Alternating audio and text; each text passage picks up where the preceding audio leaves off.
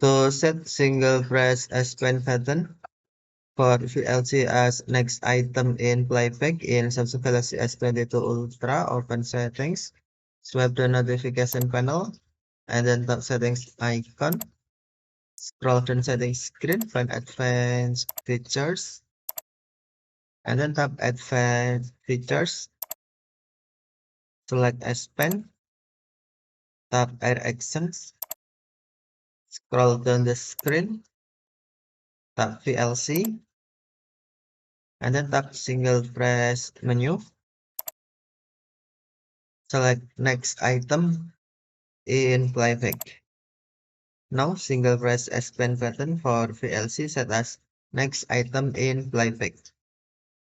Okay, thank you for watching. Have a nice day.